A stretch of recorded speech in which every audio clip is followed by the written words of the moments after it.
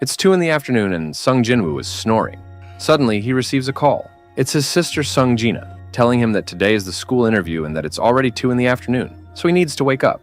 But the most epic part of this is that when she sees him in person, she asks if he's really her brother. Well, since this is the start of the thrilling second season, it's a good time to remind you to subscribe.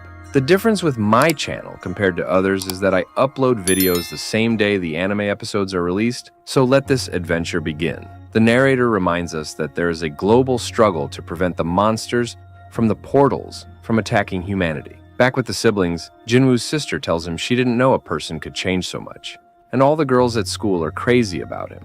She even asks if he wants her to get him a girlfriend. Later, Jinwoo is in the interview with the principal to discuss his sister. The principal says Gina is an excellent student and will be able to study medicine as she has always wanted. The meeting ends, but the principal asks Jinwoo not to leave because she has a question for him. She asks if Gina awakens as a hunter, would he allow her to work in that world? This surprises Jinwoo, and he responds that he would never let her be part of that world. The principal is about to ask him for a favor, but as usual, that scene isn't shown on screen, so for now, we won't know exactly what she said. Later, Jinwoo is waiting for a girl who comes out of a certain place, and she remembers that he's Sung, Gina's brother. Jinwoo asks if she knows his sister, and she's surprised that he's Gina's brother. This girl is Song-yi, and she kinda knows what this is about. She tells him she won't return to school or stop being a hunter. However, Jinwoo points out that she's a B-rank hunter, which is very low, and she won't survive with that rank. Song-yi replies that she doesn't need anyone preaching to her, and that she knows he's also an E-rank hunter. But Jinwoo clarifies that he didn't come to tell her to stop being a hunter, and invites her to follow him. Meanwhile, at the airport, we see that Hwang Dong-soo has just arrived. A guy approaches him and asks how long he'll stay, but Hwang says he doesn't like this garbage nation, so he won't stay long.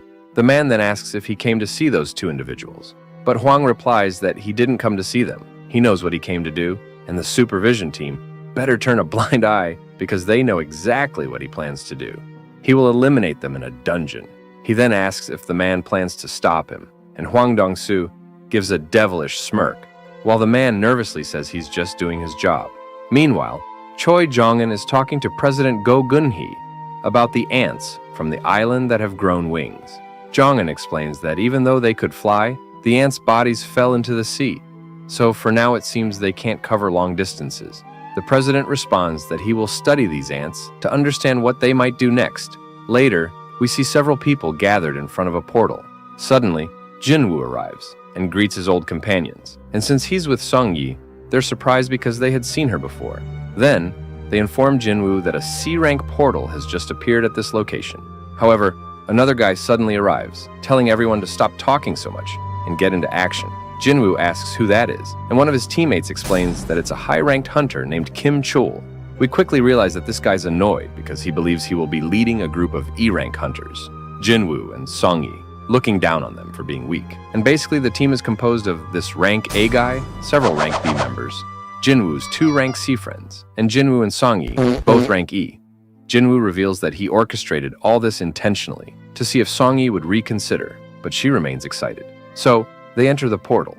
Upon entering, Jinwoo senses something is wrong, and the portal entrance turns red. Suddenly, Jinwoo is trapped inside the portal and urgently tells his teammates to alert the attack squad that the portal has transformed into a red one. Meanwhile, the White Tiger Guildmaster, Baek Yoonho, is notified of the situation and declares that he will head there immediately. Something crazy happens next. All our heroes suddenly appear in a mountainous, snow-covered area. The rank A hunter confirms this is a red portal, and Song-yi asks Jinwoo what a red portal is. Jinwoo explains that red portals are the most dangerous because they block all communication with the outside world and can only be escaped by defeating the boss. To make things worse, the monsters inside are stronger than the predicted rank.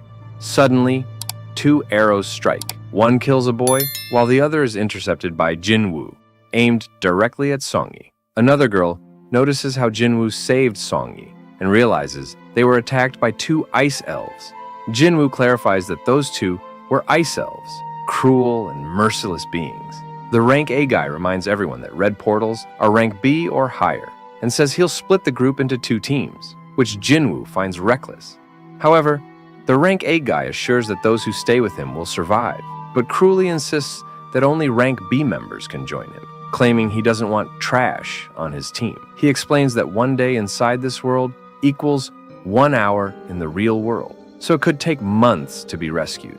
A beautiful girl decides to stay with the weaker group and tells Jinwoo that the rank A hunter didn't even notice the arrows, but she saw how Jinwoo reacted, proving he's from a high rank.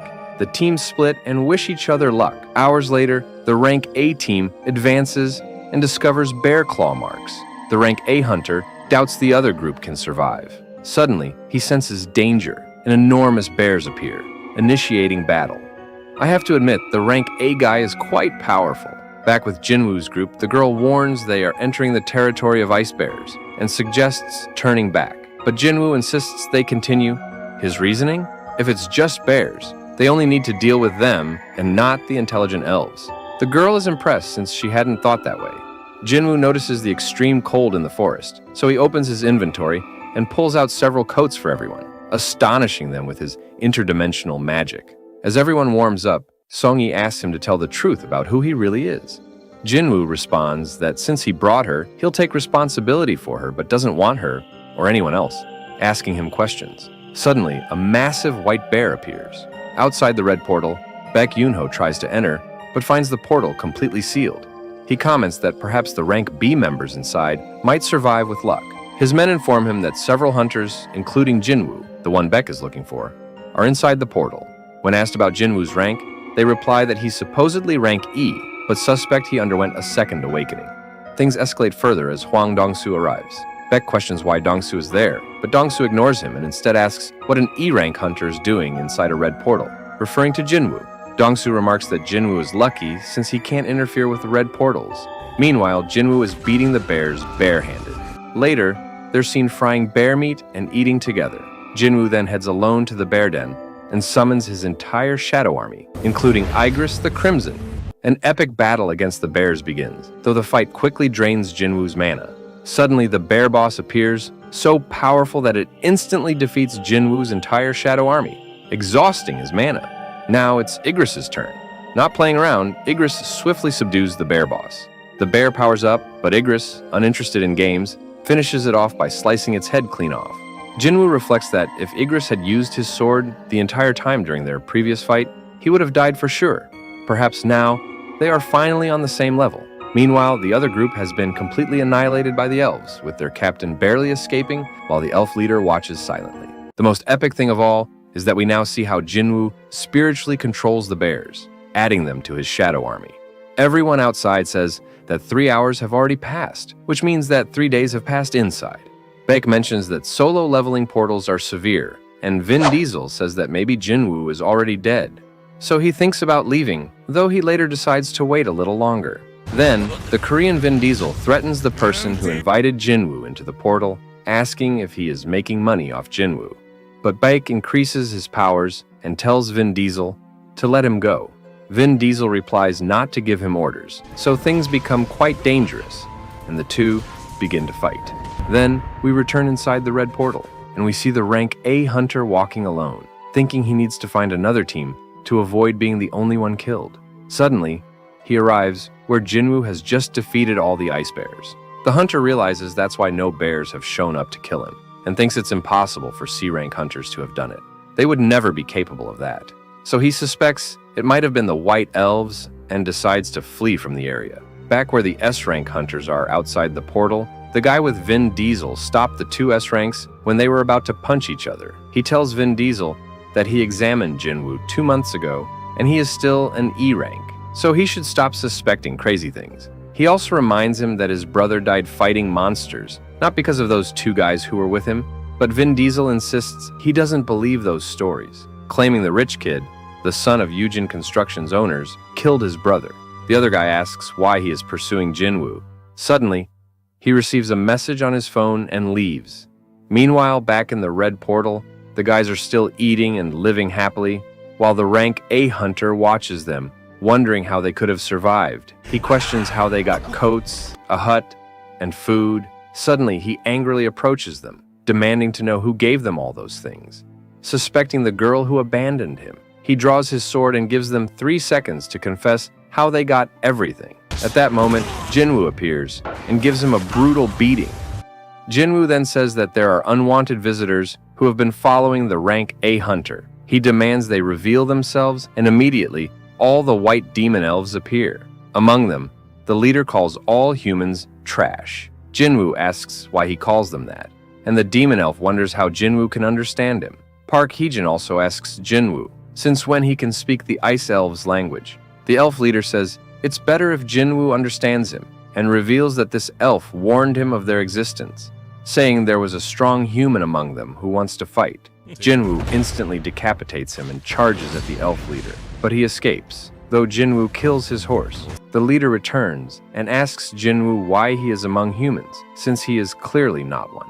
The elf then realizes that Jinwoo himself doesn't know what he truly is. The elf explains that they hear a voice telling them to kill humans, but they don't hear it with him. The elf leader proposes that Jinwoo hand over the humans behind him, and they will spare him. Jinwoo notices something strange, as if the elves were holograms.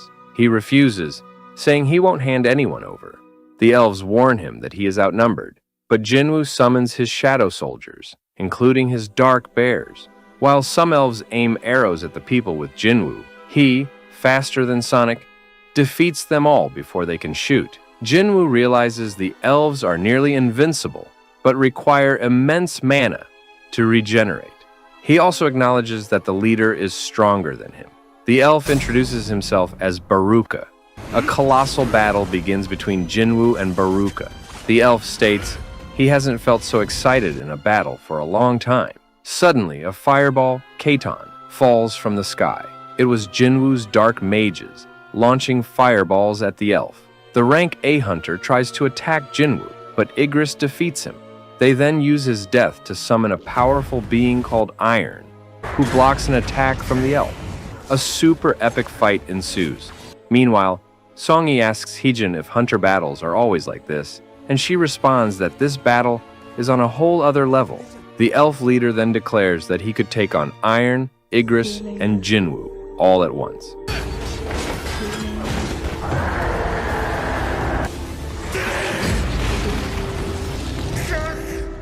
Jinwoo replies that he has just killed all his soldiers and orders Iron to grab Baruka, allowing the mages to strike him simultaneously. After the attack, Baruka emerges, destroying Iron and declaring he will finish everyone. However, he doesn't notice Jinwoo attacking him invisibly, delivering a fatal blow with Iron's final strike. Jinwoo levels up significantly and assures his companions that the red portal is now finished as an exit portal appears. Before leaving, Jinwoo decides not to go without adding the blue elf to his shadow army. Suddenly, they begin to exit the portal. President Bayek is shocked that his rank A hunter isn't among those leaving. The next to exit are Songyi and Jinwoo, and the portal disappears. Bayek is confused, since only the lowest ranked hunters exited. Bayek stops Jinwoo, saying he has questions for him. But Jinwoo, exhausted, tells him to speak with his guild instead. Bayek then uses force, saying it's an order, demanding to know what happened inside. Jinwoo responds that he saved 2 of his guild members and should be thanked. Baek concedes. After Jinwoo leaves, Baek orders his manager to bring Jinwoo into their guild at any cost. Later, Jinwoo drops Songyi off at her home, and she thanks him for everything. Jinwoo feels sad because he failed to recruit the Ice Demon Elf despite 3 attempts. The next day, Jinho shows up at Jinwoo's house wearing armor. They then go to pick up Songyi, who has been encouraged to return to school after the experience, and she seems to have developed feelings for Jinwoo. Sometime later, Jinwoo and Jinho are in a dungeon, and Jinho is amazed by Jinwoo's shadow soldiers. Then, Jinwoo's army spends its time farming magic stones, and Jinho tells Jinwoo that he should at least let him extract the stones himself. One of the shadow soldiers offers Jinho several stones. Meanwhile, we see other hunters terrified because a human defeated them. The only one left conscious doesn't understand what the man is saying because he only speaks Korean, and the hunter speaks English. From the little English he knows, the strange man says, "I am human." After the dungeon, the guys are eating at a restaurant. Jinwoo tells Jinho that he will be unreachable for a while because he's going to a certain place. Jinho, feeling insecure, asks Jinwoo to tell him honestly if he thinks Jinho is a burden. Jinho then reveals that he has an older brother, but they've never been close, and that his brother doesn't treat him well. However, Jinwoo treats him like a brother. Jinwoo promises Jinho that from now on, they're brothers. Later, we see that the strange man was captured. He claims to be a hunter from abroad who was trapped inside a portal for 10 years. The portal was connected to the United States, which is why he ended up there. To address this issue, they call Dong-soo, who is very angry because he was interrupted from what he was doing. That evening in Korea, Jinwoo tells his sister that he will be away for many days. She asks him who he is going with, but Jinwoo doesn't want to tell her. She teases him, asking since when he got a girlfriend. Later, we see Jinwoo preparing to face Cerberus again. As he delves deeper into the castle, he realizes it's filled with demons and he must fight them. Meanwhile, Jinho asks his father to let him take over the guild. His father reminds him that his older brother is also involved, and that Jinho's achievements have been significant because of Jinwoo, the suspicious young man on his team. However, Jinho insists that he still wants to run the guild. His father agrees on one condition. Since the Red Gate incident, the White Tiger Guild has been struggling to recruit Jinwoo, so Jinho must bring him into their guild before they do.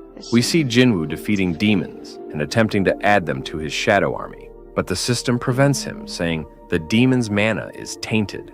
Jinwoo laments this, as he had defeated many demons. He earns a reward to access an upper floor. The dungeon is vast, so Jinwoo uses the leader Ice Bear to move quickly. However, many demons appear, and the bear wipes them out. As Jinwoo ascends, he notes that the monsters grow increasingly powerful. At one point, he has defeated 3,700 souls, continuing until he reaches his goal of 10,000 souls.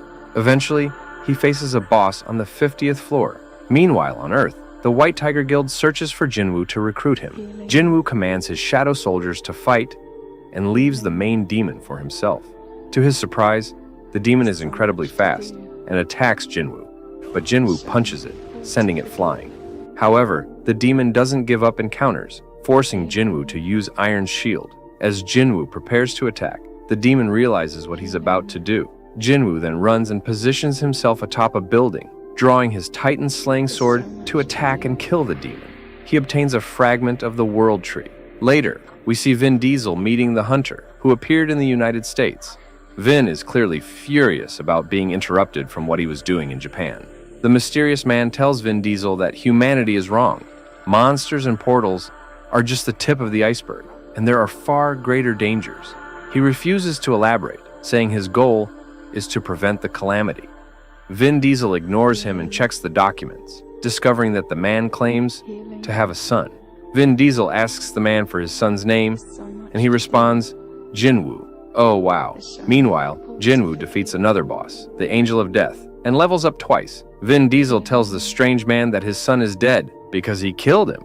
Moments later, the two destroy the area in a fierce battle, with Vin Diesel ultimately being defeated. What a plot twist. Jinwoo then notes that he has reached the 25th floor, but can't advance further due to a lack of food. He reveals that he found several strange items, including a key of unknown purpose or timing. He also explains that the two bosses he defeated provided 2 items for creating the elixir of life. He needs just one more item to save his mother. Upon leaving the Infernal Castle, Jinwoo verifies that he has obtained 2 materials required to craft the elixir of life. Now, only one remains, the purified blood of the Demon King. To acquire it, he must be fully prepared, but he views it as a positive sign that his level has increased significantly after his journey to the Demon King's castle. However, officially, his rank is still E, and although he needs to level up, he cannot participate in high-level raid missions if his rank remains as it is. For this reason, he decides to put an end to this farce and resolve to undergo a rank reevaluation. The next day, he visits the association headquarters to participate in the reevaluation. Hyun, a member of White Tiger, happens to be there. As soon as Hyun notices Jinwoo's presence, he makes a call to Baek to inform him that Jinwoo has arrived, prompting Baek to quickly prepare to head over. Meanwhile, Jinwoo waits for a while until he is called into the examination room. The staff member in charge instructs him to place his hands on the black crystal. However, when the system tries to process the data, it experiences an error. Moments later, the director arrives to investigate the issue, and the staff member shows him the malfunction. When the director repeats the process himself and sees the results firsthand, he is astonished. It turns out that the issue is not a mechanical failure, but an alert indicating an inability to evaluate Jinwoo. In other words, Jinwoo's magical power exceeds the machine's limit, serving as proof that the country has finally witnessed the emergence of a 10th hunter of rank S. Outside the building, Choi asks Jin Chul about the progress of the investigation into the flying ants. Jin Chul explains that an autopsy has already been performed, and they are comparing the internal structures and residual magical power to previous species in order to estimate their current capabilities. This process will take some time to reach a conclusion. After listening to this, Choi brings up the topic of the Red Portal, mentioning that he learned White Tiger allowed a non-member to participate in the raid mission and even let him defeat the dungeon boss. This piques his curiosity about who that person might be, but Jin Chul clarifies that he does not know the details since he was not present that day. At that moment, they hear a commotion inside the building. Thanks to their advanced hearing, Choi decides to investigate as he has an interest in what is happening there. When Jinwoo is at the entrance, a stir arises regarding him because the news of his rank S status has already spread. The director informs him that it will take some time to issue his new rank identification, so he needs to wait. Moments later, Choi and Jin Chul enter the scene, and everyone present recognizes Choi immediately, as he is the head of the Hunters Guild. Jinwoo recognizes Choi as well, being fully aware of his titles and status. However, despite Choi introducing himself cordially to engage in conversation, Jinwoo brushes past him, declaring that he is in a hurry and must leave. This leaves Choi quite surprised, though he does not take offense. Choi notices just after Jinwoo vanishes without a trace, and Jin Chul speculates that Jinwoo might be the assassin type. At that moment, Beck arrives, having come to look for Jinwoo. Choi confirms how special Jinwoo is, due to Beck's unexpected arrival, and realizes that Jinwoo is the individual who overcame the Red Portal. On the other hand, as soon as Beck sees Choi, he realizes that Choi already knows about Jinwoo. Later that night, Jinwoo visits his mother in the hospital. Upon leaving, Jin Chul surprises him with a visit. Jin Chul admits that Jinwoo has made him realize how blind he was, as he never recognized Jinwoo's potential before. Jin Chul explains that the surveillance division, which he belongs to, is tasked with monitoring hunters and punishing those who break the law. However, he clarifies that they are not watching Jinwoo as a criminal. He also notes that the surveillance division is the only group that oversees hunters, though rank S hunters are beyond their control due to their overwhelming power. Suddenly, the president of the Hunters Association, Go Gun-hee, arrives and introduces himself. Afterward, they go to a private location to talk. Gun-hee reveals that the reevaluation is entirely unnecessary because the moment Jinwoo receives the result, his rank S status will already be official. He explains that the pause before making it public is a grace period, allowing the association to establish a connection with extraordinary talents like him. Gun-hee elaborates that, while the Hunters Association is massive, most of the top hunters prefer joining guilds to gain status and wealth. Going straight to the point, Gun-hee asks Jinwoo to join the association, offering him the most important position within it. Jinwoo is surprised by the proposal and asks why Gun-hee is making such an offer. Gun-hee explains that it is not the government that supports the country now, but hunters. The hunters are divided into 5 main guilds, representing the 5 dragons that maintain a delicate balance. However, if Jinwoo were to join one of these guilds, that balance would be disrupted. The association must become a 6th power in the country capable of overseeing the others, and Gun-hee assures Jinwoo that he has the power to make this vision a reality. Jinwoo carefully considers the proposal, recognizing that it is not a bad offer, as it guarantees future opportunities for advancement. Furthermore, with Gun-hee's influence over the government, media, and more, accepting the offer would undoubtedly change his life. However, Jinwoo decides to reject the offer because he desires to fight, to battle monsters in dungeons. He believes his place is there. Gun-hee is taken aback by Jinwoo's response and notices that his eyes show no signs of dishonesty. Moved by Jinwoo's conviction, Gun-hee feels admiration for someone with such resolve. What he does is accept Jinwoo's response, who, after apologizing, ends up leaving to go home. On his way, he reminds himself that he must keep leveling up to cure his mother, something he cannot stop doing since he has the ability to continue growing. The next day, Dong-soo wakes up after the beating he received, and he is visited by the deputy director, who directly asks him if Sung Il-hwan is truly a monster. This causes Dong-soo to recall some of the things he witnessed about him, and without hesitation, he replies that there is nothing human about him. After hearing this, the deputy director tells him to focus on recovering, and to report to the administration when he is discharged. As for Sung, they are still looking for him, but the deputy director does not believe they will be able to capture someone capable of defeating him.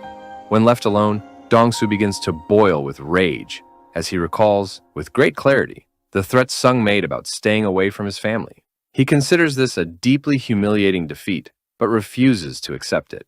Since he knows where Sung is heading, he plans to obtain an artifact to crush him alive. Meanwhile, Jinwoo is also thinking about these artifacts. Artifacts can be considered artificial relics, but for hunters, they are high-level equipment crafted by the best artisans.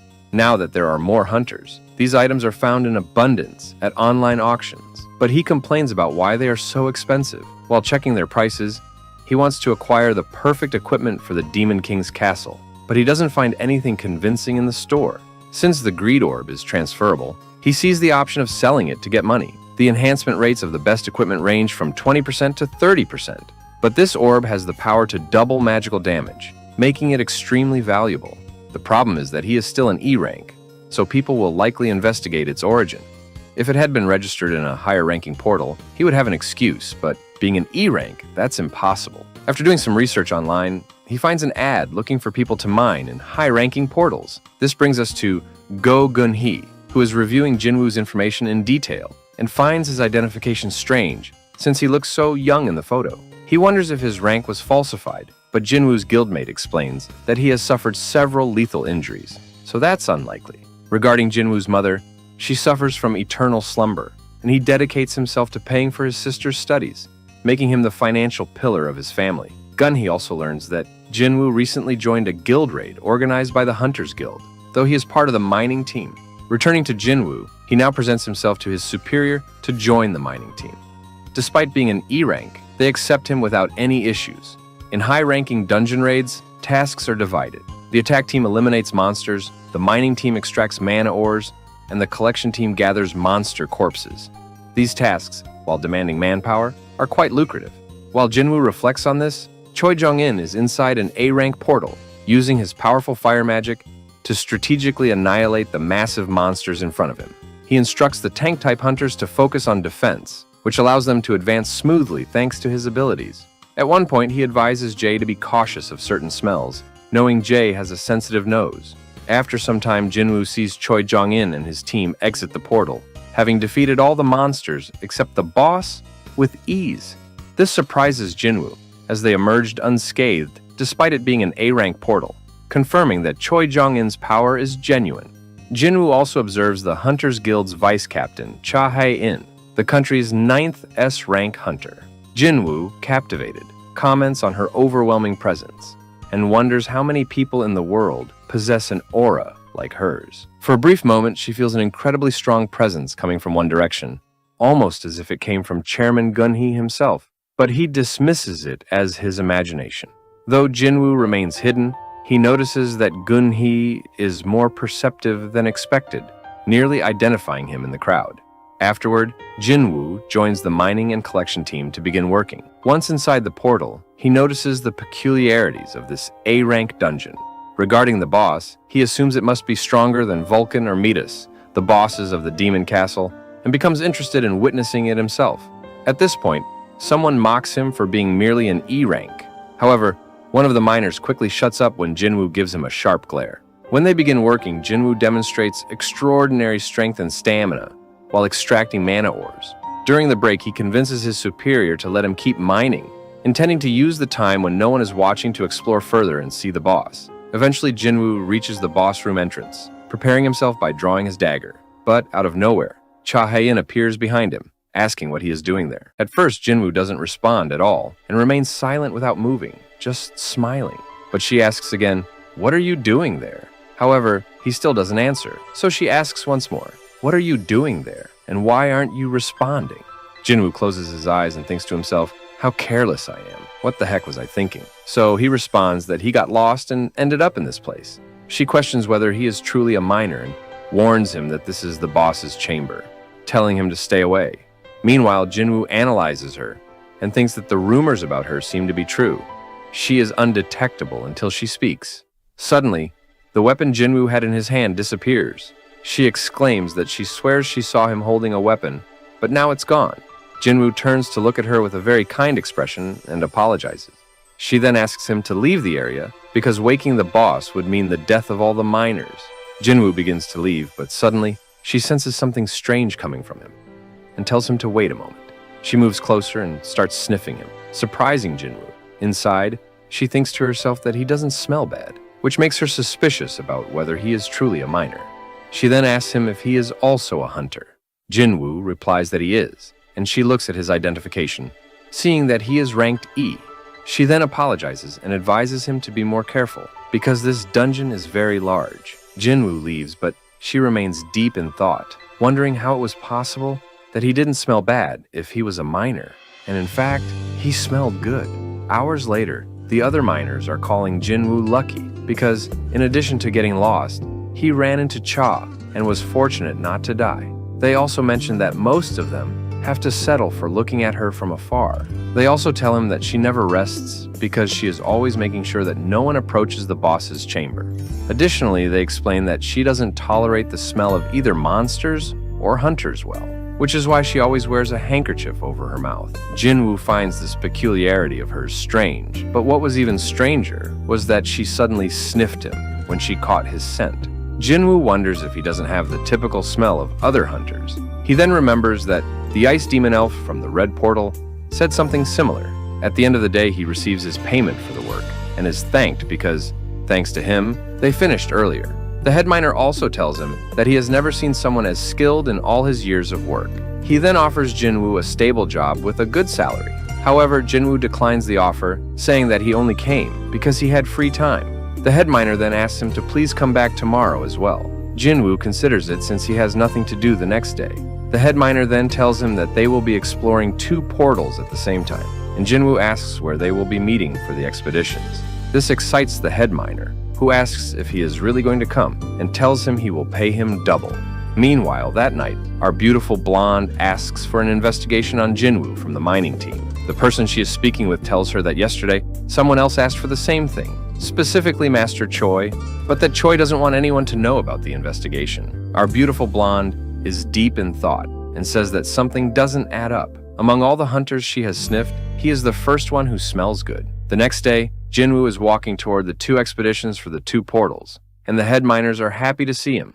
Moments later, Jinwoo is working like an android, and thanks to him, the mining team is progressing very quickly. They ask him again if he is sure he doesn't want to work with them, and the head miner offers him 5 times the usual salary. Even so, Jinwoo refuses. Suddenly, a captain named Sun Ki-hoon appears. He asks the head miner to lend him someone to accompany him into a dangerous area of one of the portals, but no one wants to go. However, Jinwoo volunteers, impressing everyone, and the bosses tell him that this is madness, that there are very dangerous monsters inside. The captain asks for Jinwoo's rank and is informed that he is rank E, and for some reason, the captain accepts him. Later, they stand in front of the portal, and Jinwoo notices that it is enormous. He also observes that there are 6 rank A hunters and 3 rank B hunters, and he is impressed that the Hunters Guild has 2 teams of such a high level. Suddenly, they are inside the portal, and Jinwoo notes that there is indeed less magical power in this portal, but he has a bad feeling about it. A girl tells him not to be nervous because everyone here is very strong. Jinwoo thanks her. Suddenly, the leader stops, and everyone enters attack mode, something that impresses Jinwoo because no one received any orders. They just acted on pure instinct. Suddenly, demonic jackals begin to attack them, but the battle does not last long because they defeat them easily. The leader finds it strange that rank C jackals are in a rank A portal, meaning they shouldn't even be able to survive in a portal like this. However, Jinwoo notices that these beasts have collars, meaning they have an owner. Someone left them here on purpose. Suddenly, another strange sound fills the place, and incredibly strong ogres appear, the owners of the jackals. Jinwoo realizes that his bad feeling was justified. The first ogre launches an attack, and it is so powerful that it almost breaks the squad leader's shield, leaving him quite scared. The battle begins. A mage in the group attacks with a fireball, making one of the ogres retreat.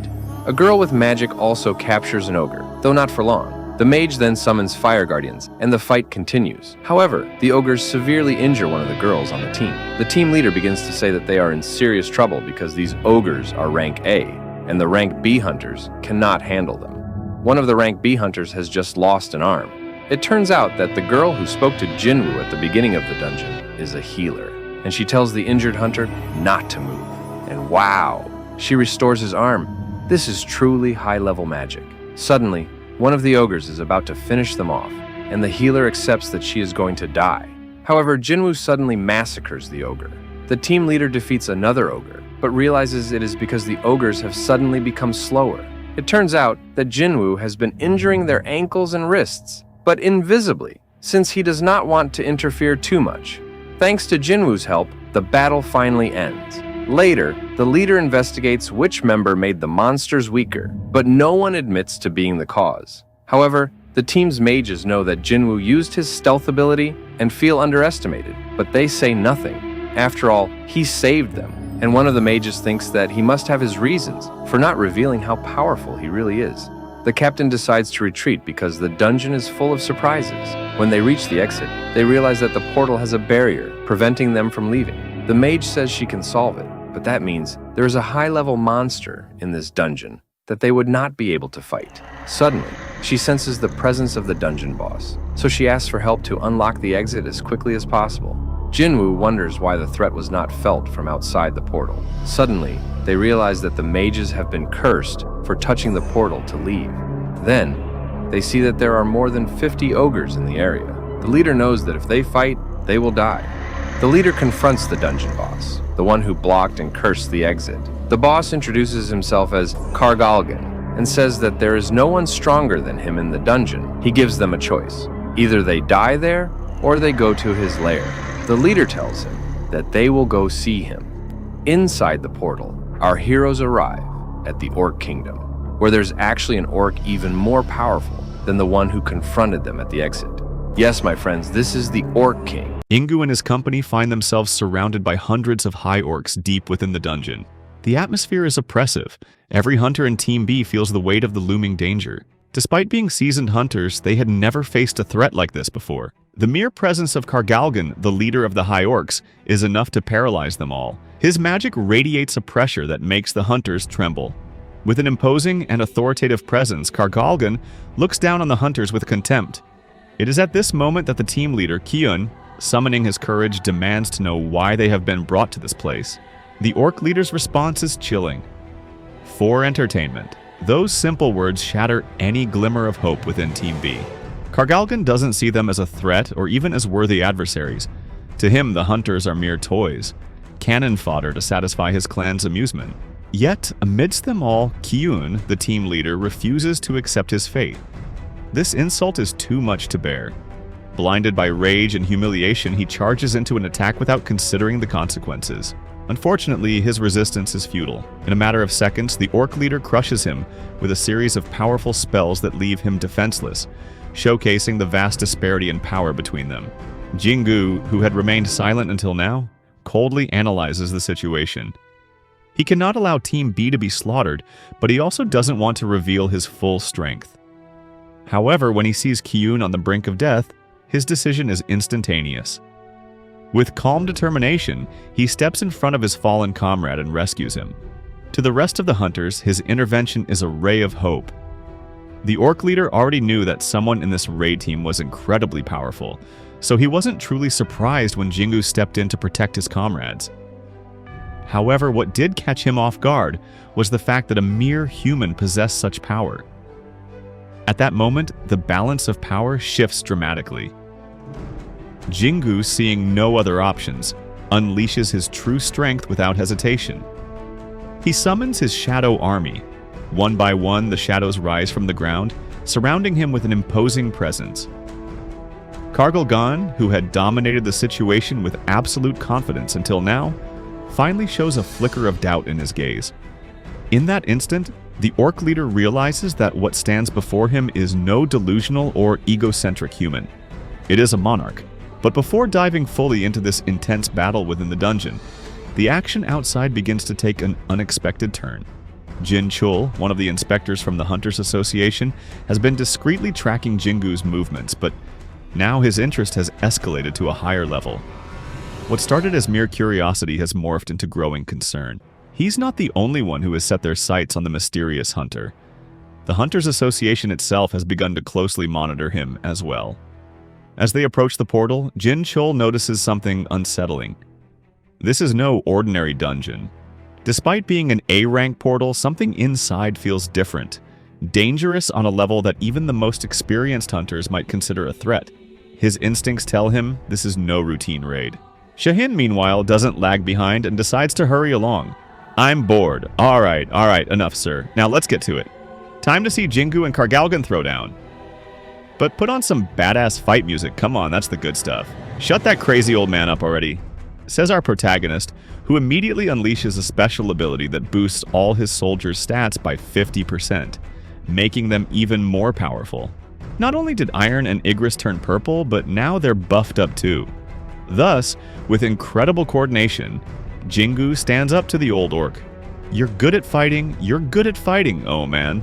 Though the orcs outnumber him, Jingu's skills and his shadow army are unmatched. Except for Igris, Iron, and Tank, the rest of the shadows are at least B rank, meaning they're easily destroyed by the orc leader. Here, Jingu decides to stop messing around and shows his true abilities, the hacks, as the kids call them.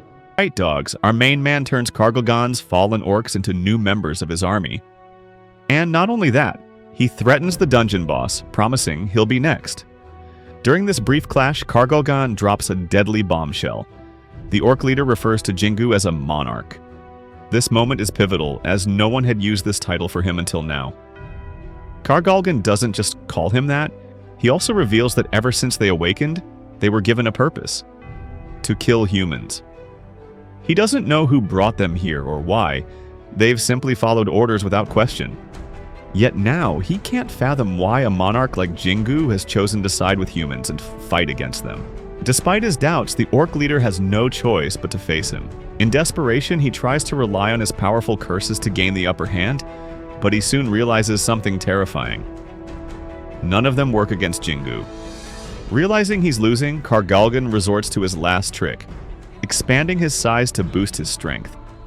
But as Jingu points out, growing in size just makes you an easier target. "You've pissed me off enough," says our hero, who then tasers the giant monster. Farah, that's it!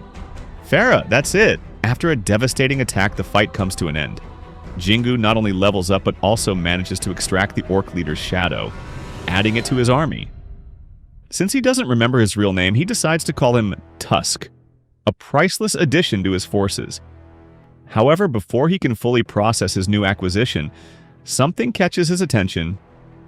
From the moment the battle began, he was so focused on facing Kargalgan that he hadn't noticed his surroundings. Everyone is watching him. Team B, Jin Chul, and among them, Chahain, who entered with the intent to save the trapped hunters but is now speechless at the scene before her. Why does this turn me on so much? The reason for her astonishment is clear. Jingu has single-handedly cleared an A-rank dungeon. For the association, this defies all logic. A raid of this level should have required a full team of high-ranking hunters. Yet there stands Jingu amidst the aftermath of the battle, his shadow army deployed around him, with Tusk, his newest acquisition, by his side. The impact of this moment is immense. For Jin Chul, it confirms his suspicions. Jingu is no ordinary hunter. For Chahain, it's undeniable proof that the man who intrigued her so much is far more powerful than she ever imagined. And for Team B, it's a reminder that they've witnessed something few could even dream of achieving. From this moment on, Jingu can no longer fly under the radar.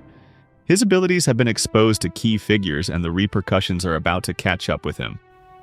The revelation of Jingu as an S-rank hunter is on the verge of shaking the entire hunter world. What had been mere speculation will soon become an undeniable reality, and the high-ranking community is already starting to mobilize around it.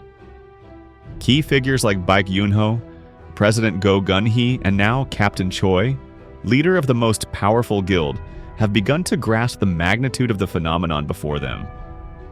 None of them can ignore it. This isn't just another S-rank hunter. Jingu has demonstrated something that defies everything thought possible.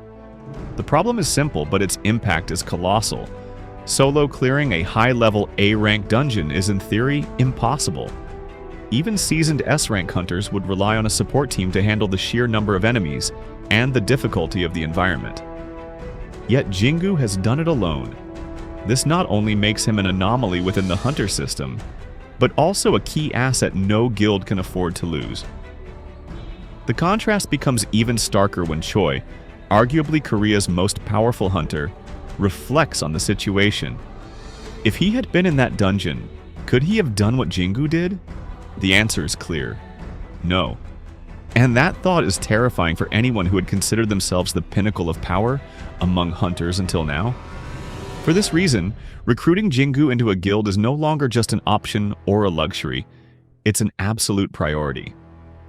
White Tiger, hunters, and possibly other organizations will do everything in their power to ensure this new titan doesn't slip from their grasp.